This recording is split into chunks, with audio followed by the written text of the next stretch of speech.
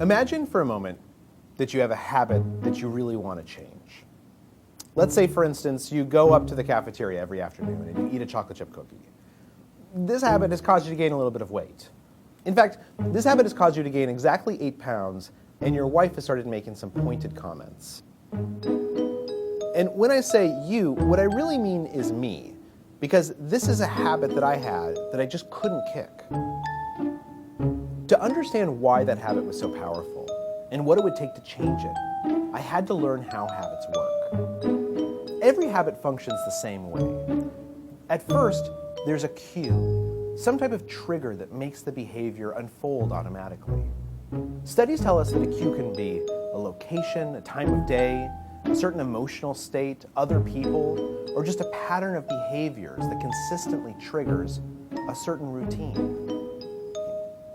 To figure out the cue for my craving, I spent a few days tracking exactly when the urge to eat a cookie hit. And what I noticed pretty soon was something interesting. The cookie craving always hit about between 3 o'clock and 3:30 in the afternoon. That was my cue. It was a certain time of day. The next part in the habit loop is the routine, the behavior itself. And for me, that was pretty easy to figure out.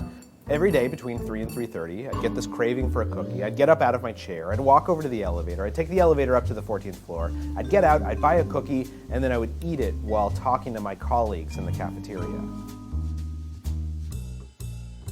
The last part of the habit loop is the reward. And in some respects, the reward is the most important part, because that's why habits exist, so that we can get the rewards that we want. But figuring out a reward is kind of tricky. To figure out what reward was driving my habit, I did a little bit of an experiment. One day when the cookie urge struck, instead of going up to the cafeteria, I went outside and I took a walk around the block.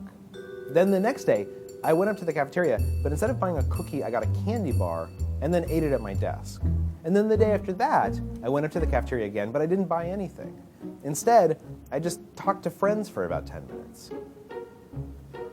You get the idea. What I was trying to do was test different hypotheses to figure out what reward I was actually craving. And what I figured out pretty quickly was it had nothing to do with cookies. It had to do with socializing. Nowadays what happens is at about 3:30 in the afternoon, I absentmindedly stand up, I look around the office, I see a friend, I'll walk over and we'll gossip for 10 minutes and then I'll go back to my desk. The urge to go get a cookie has completely disappeared. The new behavior has become a habit, and I've lost about 12 pounds as a result. Studies have shown that if you can diagnose your habits, you can change them in whichever way you want. So what are the cues, routines, and rewards in your life? What habit do you want to change?